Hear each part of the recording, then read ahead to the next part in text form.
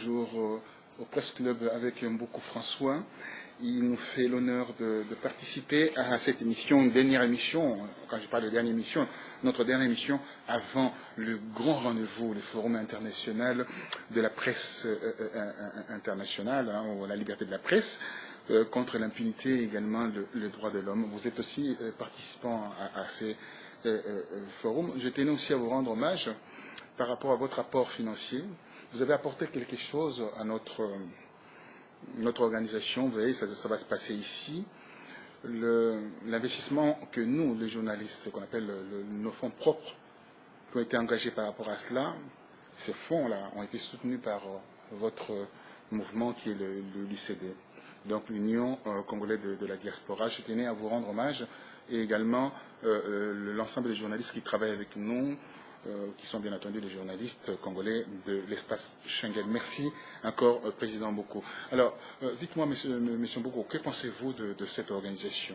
Mais moi, je pense que c'est une bonne chose, parce que je pense qu'aujourd'hui, les journalistes congolais sont en train de démontrer de quoi ils sont capables. Parce que c'est vrai qu'au Congo, on n'a jamais la chance d'avoir de grandes personnalités comme on voit aujourd'hui dans la diaspora. Il y a des journalistes qui sont mieux, qui sont capables de pouvoir aussi porter l'état des droits, la liberté d'expression au Congo. Et dans ce sens-là, j'aimerais aussi appeler les Congolais à pouvoir soutenir aussi nos frères journalistes qui essaient de faire un boulot énorme, parce que nous sommes en train de voir qu'au Congo, on est en train de massacrer les journalistes. Depuis l'arrivée de M. Kabila au pouvoir, il y a plus de 17 journalistes, je pense, assassinés. Et je tiens aussi de mon côté à remercier vous tous qui sommes là pour essayer d'aider cette population et d'aider aussi de porter la voix, voilà, de porter la voix de la population qui souffre, parce que vous êtes des porte-voix. Nous avons vu aussi de personnalités comme M. Chebea qui est décédé, qui est parti pour le Congo. Donc grâce à vous, les journalistes, que vous avez pu dénoncer toutes ces choses-là, mais jusqu'à aujourd'hui, nous attendons des explications de la mort de M. Chebea. C'est vrai, vous avez raison. Nous attendons les explications avec des procès bâclés. John Numbi arrêté en résidence surveillée, aujourd'hui en fuite vers l'Afrique du Sud. On l'a laissé partir. Et ce qu'on apprend encore, qu'il va pouvoir revenir pour occuper son poste d'attente. Donc ça montre bien que l'impunité règne. C'est la raison pour laquelle d'ailleurs nous organisons ces forums pour mettre les doigts, indexer tous ces faiseurs de troubles en RDC, tous ces gens qui se fourvoient, qui foulent au pied en fait la liberté d'expression, qui foulent au pied aussi bien sûr le droit de l'homme. Le but de notre forum, c'est cela même. Ce forum, ça va nous ramener vers la mise en place d'un observatoire. Mais on n'en parlera pas, ça c'est ce qu'on appelle le biscuit qu'on donnera le jour de notre congrès. Mon cher Président, dites-nous, il y a des choses de remue-ménage en RDC. Il y a Kengwa Dondo qui cherche des alliances. Il est parti voir le groupe les forces acquises au changement, mené par notre ami Lusanga Bonganga. Après, il va voir MLC de Jean-Pierre Mbemba. Il reçoit une fin de non-recevoir, donc on ne veut pas entendre parler de lui. Que pensez-vous de M. Kengwa Dondo? Je pense qu'aujourd'hui, le peuple congolais commence à prendre conscience de tous ces personnages qui ont pu détruire la République il y a tant d'années. M. Kengwa Dondo n'a jamais été là pour le bien du peuple congolais. Et nous sommes en train de voir maintenant qu'il est en train il veut torpiller encore, parce que comme d'habitude, ils veulent s'asseoir, continuer. Ils ont fait le lit de Kabila qui est arrivé, ils l'ont bien reçu. Et c'est pour cela, nous, la jeunesse, nous nous souvenons, je pense que les Congolais doivent avoir cet esprit de faire la lecture surtout. Donc ils vont voir, il faut qu'ils arrivent à lire, à faire la lecture. Donc nous avons vu sur les ajustements structurels avec les fonds monétaires internationaux. Et c'est que vous prenez, ils recevaient les intérêts. Et c'est ça qui a poussé qu'aujourd'hui, nous avons vu que tout est par terre. Les Congolais n'ont plus de dispensaires, ni d'hôpitaux, ni des écoles. Donc voilà, ils ont supprimé même les bourses, tout ce qui est bourse d'études. Donc voilà que ces mêmes personnages continuent à détruire les peuples congolais. Mais nous n'allons plus nous laisser faire. Bien qu'ils ont des moyens, bien qu'ils ont beaucoup d'argent qu'ils ont détourné au temps de Mobutu, Mais nous, aujourd'hui, nous sommes là, et grâce à vous, les médias, nous arrivons à nous exprimer pour dénoncer tous ces malentendus. Oui, et c'est plus que même malentendu parce que vous avez expliqué quelque chose d'essentiel et je dois répondre à ce que vous venez de dire sur l'ajustement structurel où le Fonds monétaire international avait mis en place ces plans qui, entre guillemets, social, qui permettaient à la fois d'écarter l'essentiel, de remettre en place seulement de mécanismes pour pouvoir payer les dettes, enfin rembourser l'argent, les intérêts au Fonds monétaire international. Ou le rôle de Ken Gwadondo dans cette histoire, je rappelle pour histoire, était d'ailleurs d'être, comme on dit, au point pour rembourser et ses dettes, mais derrière cela, ses intérêts, quand il remboursait ses intérêts, il avait des intérêts aussi derrière. Il avait un pourcentage. Voilà. Donc il a bénéficié pendant 11 ans de ses pouvoirs, à récupérer, c'était on me dit en français, un bon élève du Fonds monétaire international. Donc il a fait sa fortune sur le dos de pauvres Congolais. C'est pour cela, moi je me permets de... Je tenais à rappeler aux Congolais. Ouais, je tenais aussi lancer un appel à nos amis de l'extérieur. C'est-à-dire que le Congo a des amis. Le Congo est en train de se chercher là. Donc, mais par contre, nous sommes là pour pouvoir prendre l'élan pour les changements vrais, parce que nous avons vu qu'ils nous ont ramené plusieurs changements qui n'ont pas d'effet.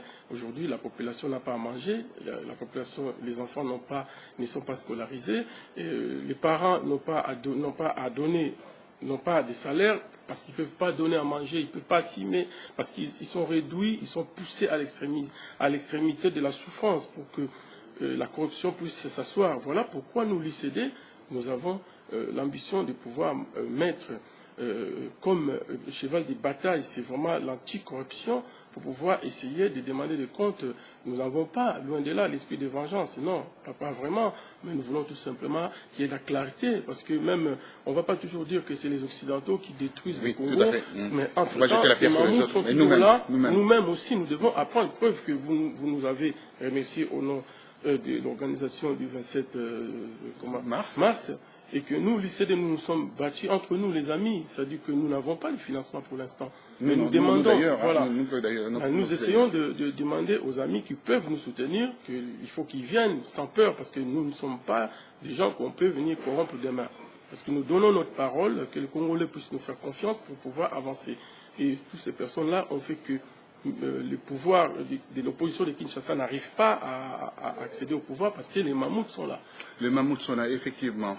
C'est vrai, on voit dans ce que vous dites, monsieur Mboko François, un souci évident de la RDC. Mais certains disent en RDC, parce qu'il y a le gouvernement en place qui aujourd'hui va être renouvelé. Hein, comme on voit, on entend que voilà, on va remettre en place un gouvernement soi-disant d'union nationale, à la tête toujours Matata Pognon, parce que d'après eux, il fait de prouesses importantes, c'est-à-dire qu'il a ramené une croissance assez élevée en RDC. Nous, je pense qu'on avait dénoncé déjà les concertations, parce que tout est parti par les concertations. On avait dénoncé que ça ne portera pas grand-chose. Preuve qu'on est là 5-6 mois pour rien. Donc le peuple est en train de souffrir tous les jours.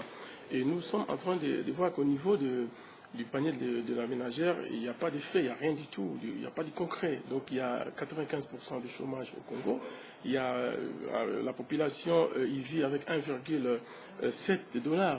Donc par jour, ça ne fait pas grand-chose. Donc nous sommes en France, mais rien que les tickets de bus, ça fait 2 € par jour, donc c'est insuffisant. Mais nous disons pas que nous allons finir toute la misère du monde, mais nous voulons tout simplement, si cette population gagne 1,7 $ par jour, qu'il arrive au moins à 4-5 $ par jour. Et nous sommes en train de voir aussi que... Quand on parle de la croissance, voilà, le budget, par exemple, de l'Angola de la RDC, ça fait quoi 8 milliards de dollars. Oui, à peu près 8 milliards 300 000. Voilà. 8 milliards 300 à peu près. 8,2 milliards, tout ça. Bon. Mais entre-temps, l'Angola donne 57 milliards. Donc, son biais national. Voilà, bien national. Donc, nous pensons que nous sommes capables de changer les choses de l'intérieur de la RDC.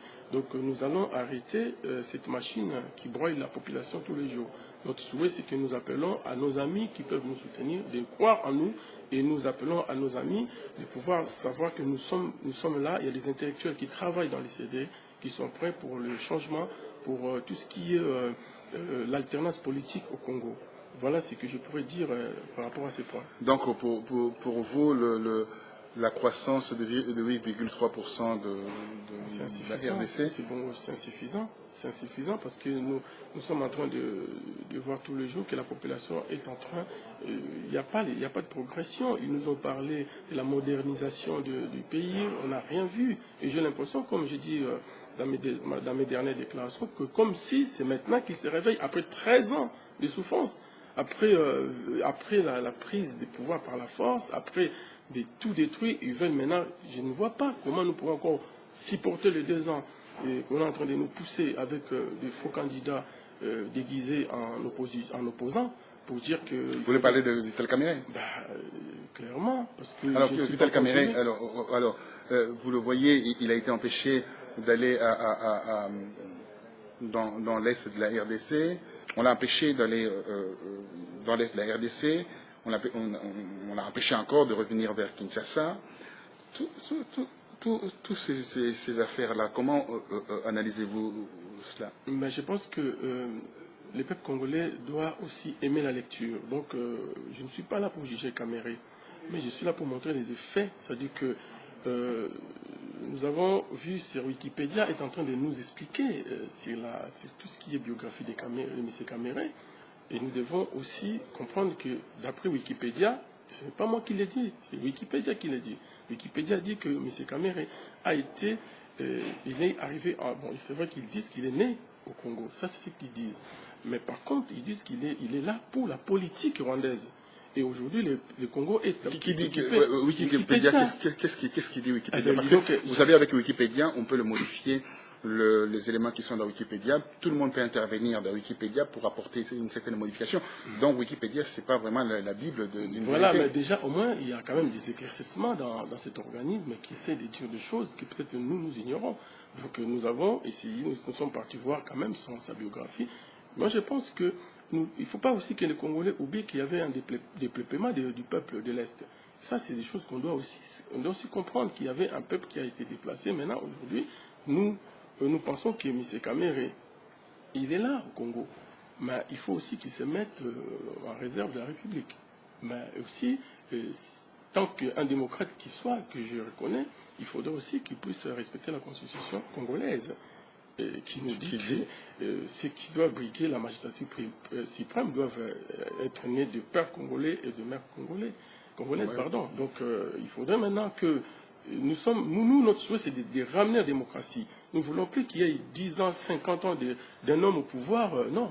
Alors, je poserai la question parce que vous êtes un grand démocrate, ça incontestablement je peux le dire. Monsieur Mboukou, la question qui turlupine tous les Congolais de la diaspora, vous savez, vous êtes venu de la diaspora, moi je suis venu de la diaspora il y a 33 ans, j'ai eu à vivre une vie dans la diversité, en ayant de conquêtes, entre guillemets, si on veut, des relations, le mariage, même aller jusqu'au mariage, de gens qui ne sont pas issus de ma communauté, issus d'autres communautés. Donc en ayant des enfants issus de la diversité, comment vous allez vous arranger avec cette histoire de l'article 10 de la Constitution? Ben, nous sommes en train de travailler sur la nationalité congolaise, parce que nous avons tout simplement remarqué que c'est vrai qu'il y a au Congo, il y a plus de 430 ethnies. Ouais. Donc je pense qu'il y a plusieurs choses qu'il faudrait que les juristes, c'est pour cela nous lançons aussi l'appel aux juristes.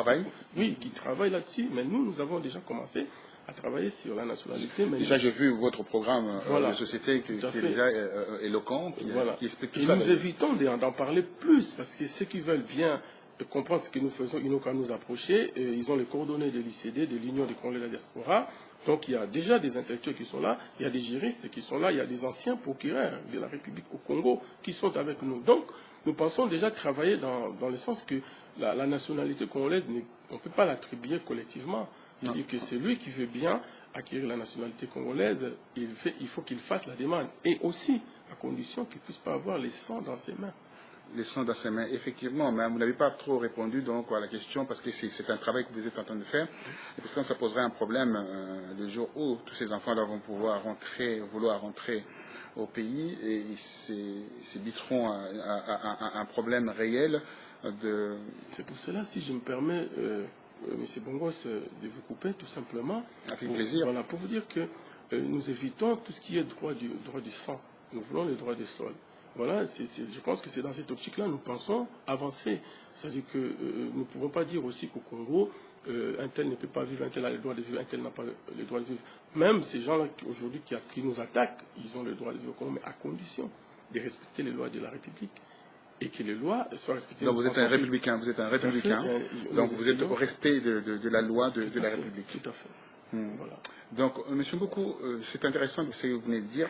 Alors, tout ce qui est intéressant va aussi dans la logique des choses, parce que on voit tout ce qui se passe en RDC. Depuis 13 ans aujourd'hui, nous avons à la tête de la RDC quelqu'un qu'on montre du doigt, qu'il n'est pas congolais. D'autres disent qu'il est congolais. Mais si on regarde son passé, et son passé a commencé en 1997, enfin 96. Mais avant, personne ne connaissait cet homme. Et alors aujourd'hui, on est en train de dire qu'il ne brillera pas, il ne va pas modifier la Constitution. C'est que Minako a dit, le président de l'Assemblée nationale, c'est qu'encore le gouverneur de la ville-province de Kinshasa vient de le dire. Qu'en pensez-vous de tout cela? Déjà, moi, je vais vous dire quand même que j'ai fait mes études primaires. Je dois savoir où j'ai fait mes études primaires au Congo. J'ai fait mes études primaires au Congo. J'étais un ancien collégien de Lukula. J'ai fait mes études primaires à Kinshasa. Secondaire. Voilà, secondaire à Kinshasa. Et puis voilà, donc je pense que on doit aussi avoir ses amis qui ont grandi avec. Moi, j'ai mes amis qui ont grandi avec moi. Aujourd'hui, il y en a d'autres qui sont à Paris, en Europe, j'en ai partout, mes amis. Donc, quelque part, je viens de quelque part. Mais c'est vrai que cette histoire est un peu floue. Quand même, le peuple doit savoir qui est à la tête du pays. Et moi, je pense que aujourd'hui, cette histoire de M. Kabila, si son ministre, que les journalistes français ont dit répliquer en nous disant que vous parlez beaucoup plus que votre chef, je pense que ça devait le faire réfléchir. Mais par contre, pour ces messieurs, nous, il n'y a rien qui nous garantit qu'il ne va pas se représenter en 2016. Il n'y a rien du tout. Donc, tant qu'on n'a pas la clarté, et surtout aussi, mais c'est Maloumalou on est parti rechercher encore les anciens, les mêmes personnes qui ont commis des graves erreurs de corruption ou de tricage d'élections en 2006, vu qu'aujourd'hui notre frère, Bemba est toujours en prison. Mais tout ça, c'est des choses qu'il faut quand même revoir. Bemba, c'est un Congolais, il a voulu, peut-être dans sa façon de voir les choses, mais c'est vrai qu'il lui-même, il a dit qu'il a commis, il a fait des erreurs. Mais par contre, on n'en veut pas trop. Mais le problème, c'est qu'il faut que la vérité soit connue. Il faudrait que M. Kabila puisse partir, donc avec son régime. Il faudrait qu'il puisse arrêter de nous passer du temps pour rien, nous passer la main pour que nous puissions développer notre pays, pour que cette population puisse au moins savoir qu'il y a au moins des hommes. Nous ne sommes pas des anges. Mais au moins, nous essayons de porter un plus pour cette population qui souffre. Et nous pensons aussi que la culture de ne rien faire, de pouvoir tout gagner sans rien faire, je pense que cette culture doit vraiment être supprimée au Congo. Monsieur Mboukou, on continue toujours dans notre déroulé, notre débat qui est assez passionnant. Mais il y a une passion aujourd'hui qui se cristallise au niveau de notre communauté. Une passion terrible où on parle des génocides congolais, qui est évident avec des rapports, etc. On parle également de l'agression de la RDC. On parle également de ce que les Rwandais sont en train de piller en RDC. Mais tout cela, ça vous augure quoi? Comment fera-t-on pour arrêter ces massacres? Qu'est-ce qu'il y a réellement entre le Rwanda et la RDC? Monsieur Bongo, vous savez, cette invasion rwandaise, ougandaise et puis d'autres, il faudrait aussi qu'on puisse, nous les Congolais, qu'on puisse savoir l'origine de cette histoire. Vous savez, en 1994, il y avait l'opération turquoise. Effectivement, ils sont venus aider un tout petit peu les réfugiés. Mais au-delà de toutes ces choses-là, l'ONU avait proposé à l'époque, je ne sais pas si vous vous en souvenez, peut-être M. Mobutu devait recevoir 1 milliard. Au départ, il contestait. Après... Il contestait comment? Qu'est-ce qu'il disait? Au départ, il ne voulait pas. Après, il ne voulait pas quoi faire quoi? Il ne voulait pas recevoir ce Rwandais. Mais du coup, on lui a proposé de l'argent, effectivement, plus de 1 milliard par année. Mais ils ont oublié qu'il y avait plus de 400 000 réfugiés qui sont entrés dans les couloirs. Et ces 400 le couloir humanitaire ouvert par les Nations Unies. Par les Nations Unies. Effectivement, c'est là les problèmes. Mais il faut aussi savoir que nous devons réfléchir. C'est vrai que nous pouvons accuser les gens. Nous pouvons être dans la... Vous pouvez le dire, hein, si vous voulez dire le nom. Bon, tout ce qui est on n'est pas là, oui, on n'est pas là à spéculer. Voilà. Mais par contre, il faut au moins que les Congolais puissent, au moins, comme on dit, ils doivent ouvrir maintenant les yeux grandement. Parce que les problèmes du Rwanda, le Rwanda est arrivé tout simplement parce que lorsque... est arrivé en RDC. Voilà, lorsque les réfugiés sont arrivés, ils ont ramené tout ce qui est trésor. Hein, tout ce qui est trésor de la banque, ils l'ont ramené au Congo.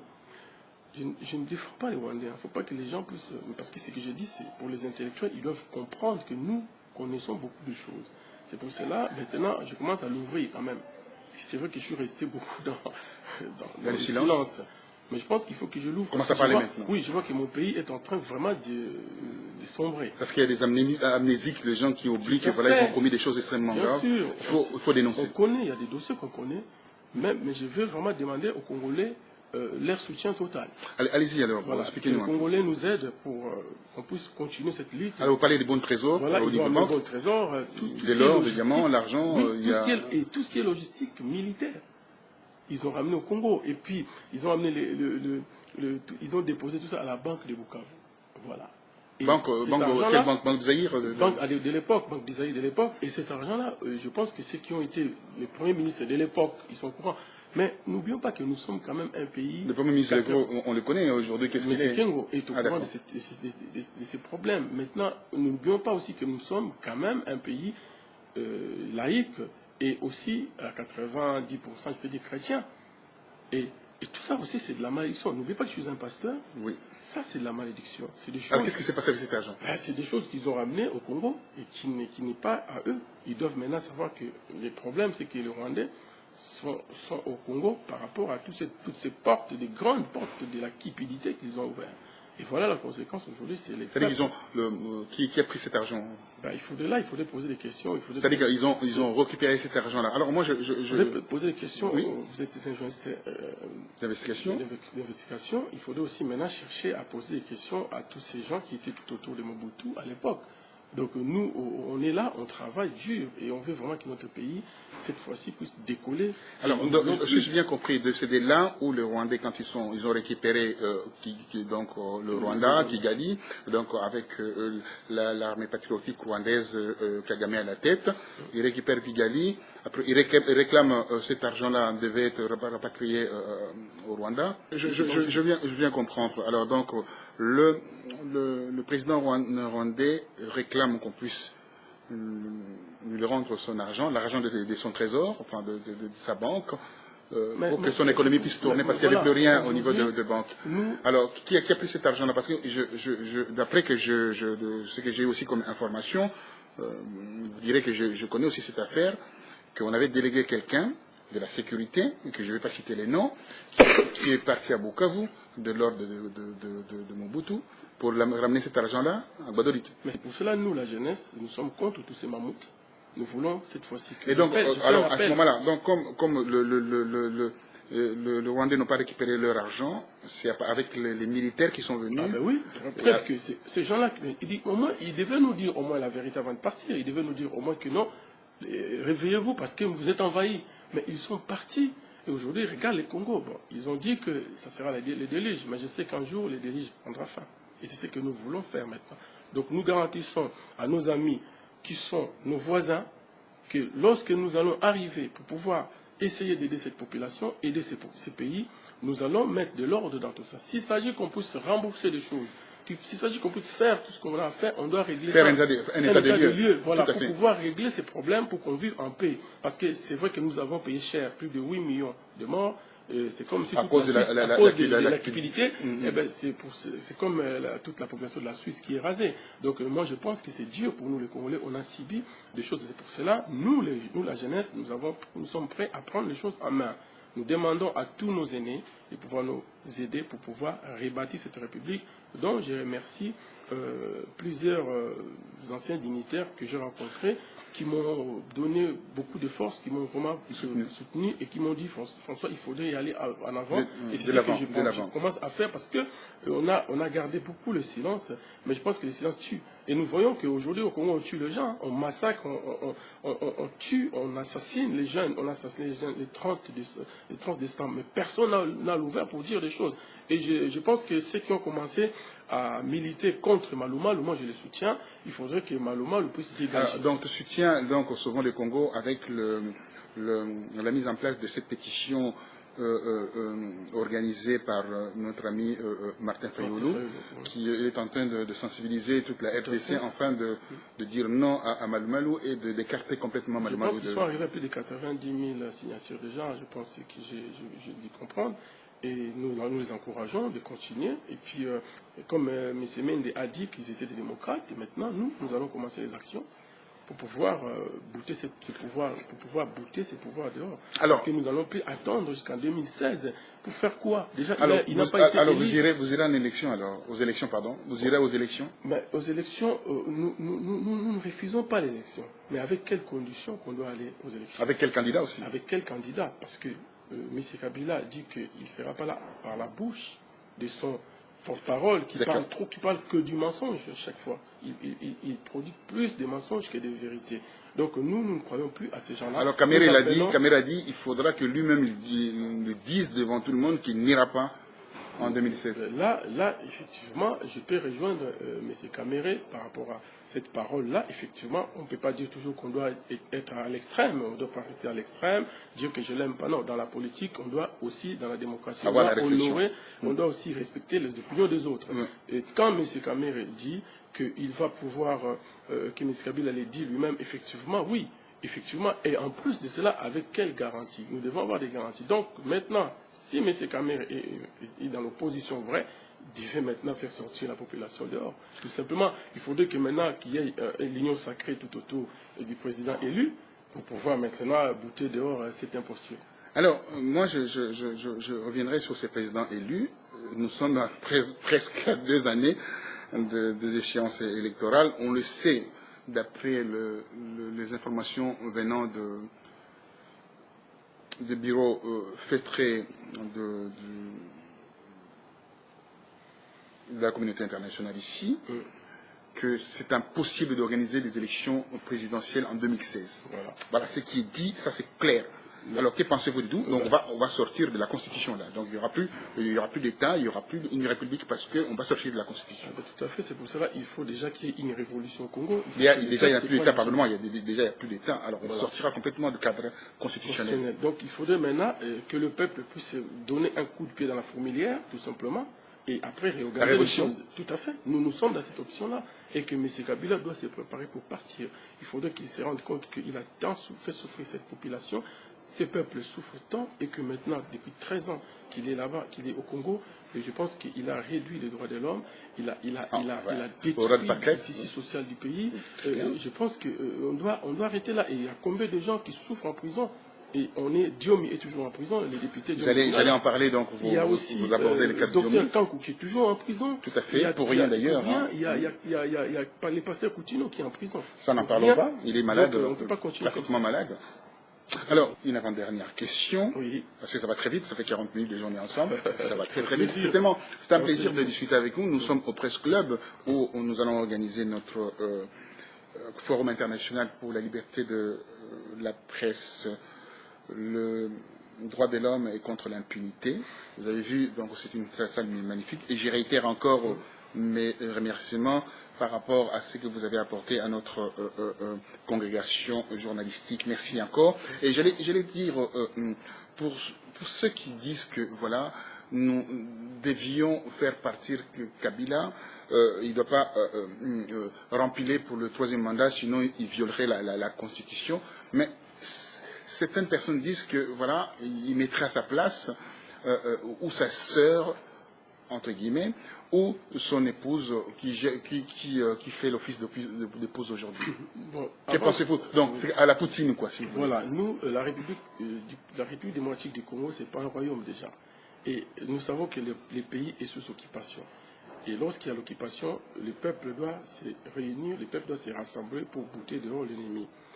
Au-delà de tous ces péripéties, nous travaillons d'abord nous sommes en train de travailler pour pouvoir envoyer l'ultimatum à ces parlements, bien que nous savons que nous voulons épuiser tout. Parlement de Godillot. Voilà, nous voulons épuiser quand même pour que la communauté internationale puisse comprendre que nous sommes des démocrates et que nous voulons pousser la communauté internationale jusqu'au pied des murs pour lui dire que nous sommes là, nous avons travaillé, nous avons demandé plusieurs années. Il y a des combattants qui luttent pour la libération du Congo. Il y a la résistance congolaise qui est là et c'est reconnu aujourd'hui. Mais nous pensons que même si ce régime, c'est un régime tordu pour nous, nous allons rester du côté des démocrates. Ça veut dire que nous avons des démarches à faire.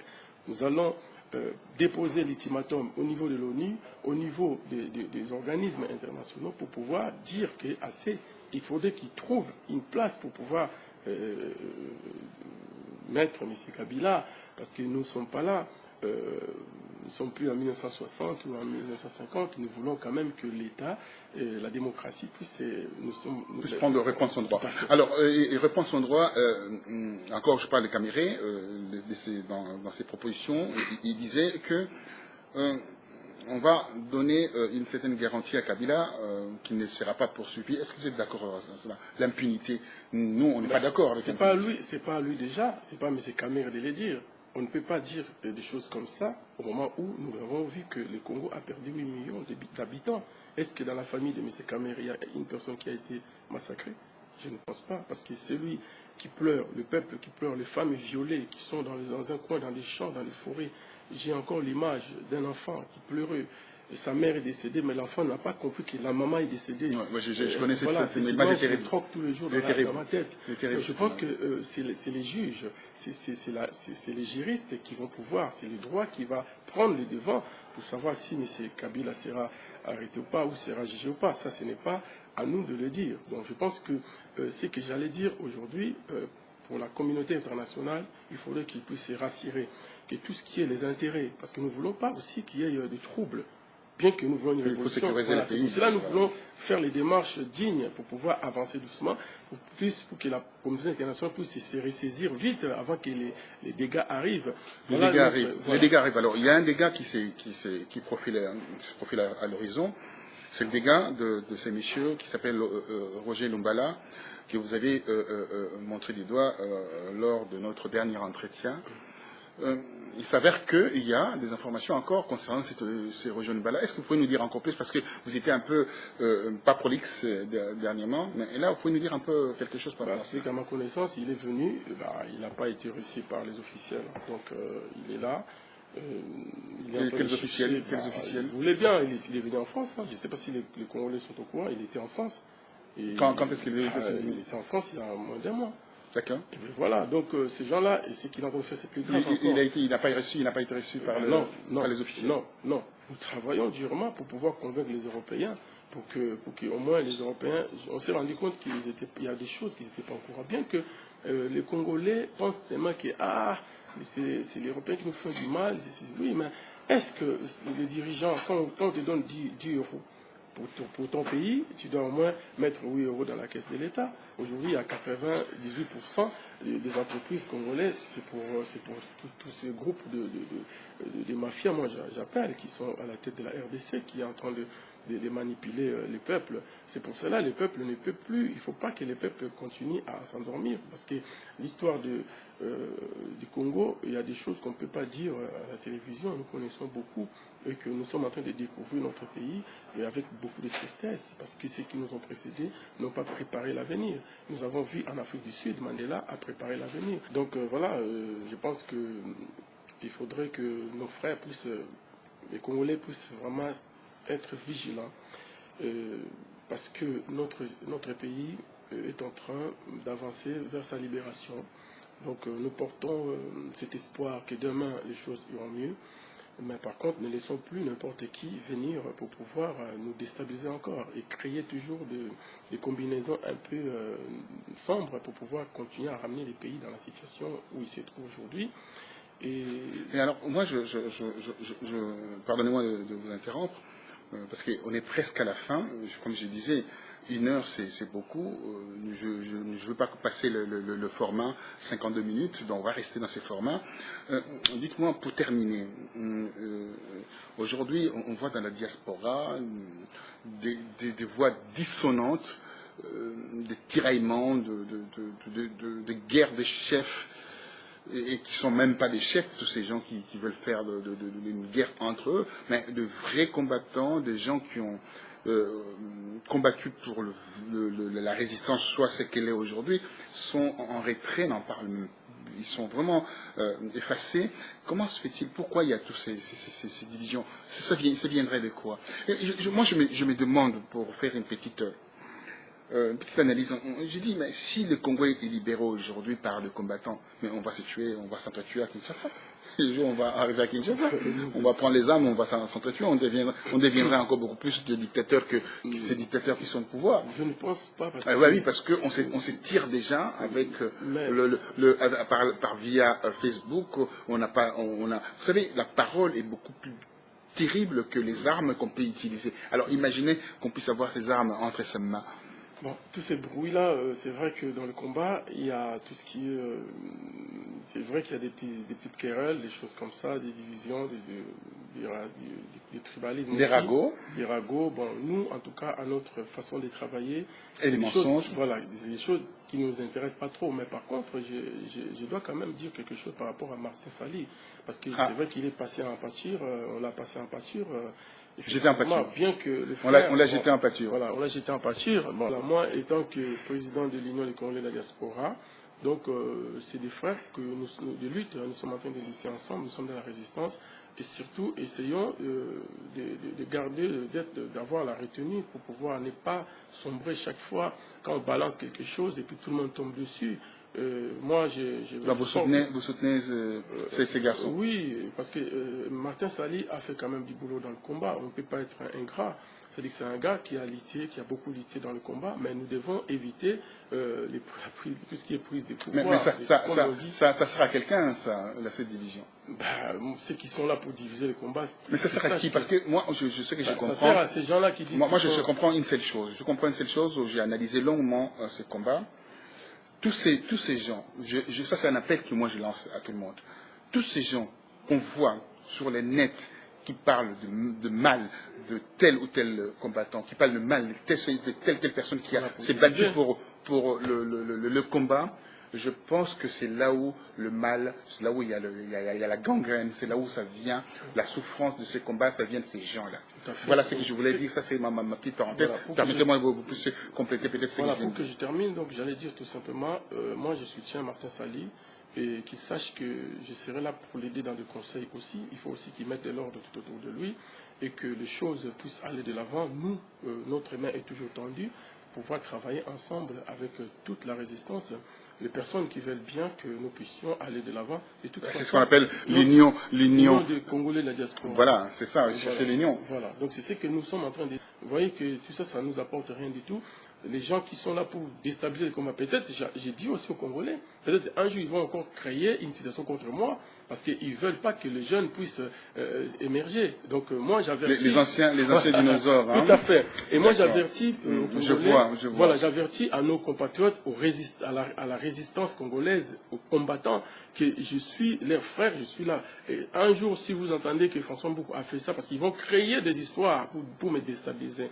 Mais moi, étant un homme, je suis dans ce combat, j'ai engagé ma famille dans ce combat, et je pense que je ne me suis pas engagé pour rien, je me suis engagé pour la libération totale, effective du pays.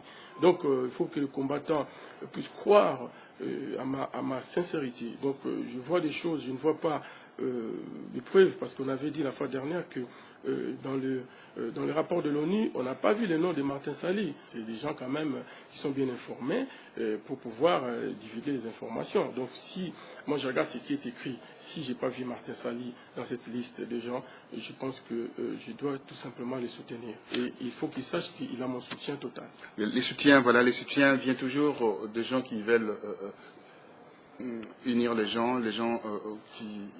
Je pense que au-delà de l'aspect politique, au-delà de ce que vous faites politiquement, vous avez aussi cette casquette d'homme de Dieu, hein, l'homme qui a pris son baptême pèlerin pour ramener ses brebis égarées vers le droit chemin. Vous l'avez fait, ce travail.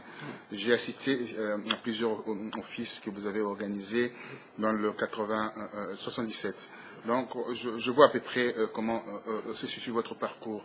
Un parcours qui a une certaine probité, une certaine morale, et aussi ces côtés de vouloir toujours bien faire les choses. Ce côté de vouloir unir les gens, ce côté de vouloir toujours apaiser des situations graves et dramatiques. La raison pour laquelle moi j'ai tendu ma caméra, mon micro vers vous, vers votre combat, qui est l'union de Congolais de la diaspora.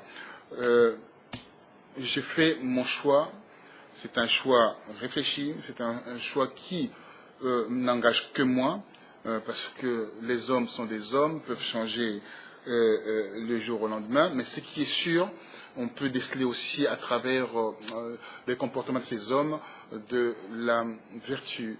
Et cette vertu-là, vous l'avez, de pouvoir unir les gens, de pouvoir apaiser surtout des situations, et je tenais à vous rendre hommage. Donc, vous êtes un homme de qualité, cette qualité, et moi, je souhaiterais que le Congolais puisse la voir, c'est-à-dire de ne pas stigmatiser, de ne pas montrer du doigt quelqu'un tout de suite, au lieu de chercher à comprendre, on accuse, et à la fin, on ne sait même pas dire pardon. Quand on a reconnu, on a dit que voilà, je suis dans l'erreur, et on se cache au lieu de dire que voilà, je me suis trompé, j'ai sali quelqu'un, mais le Congolais n'a pas cette qualité de dire les choses de cette nature-là.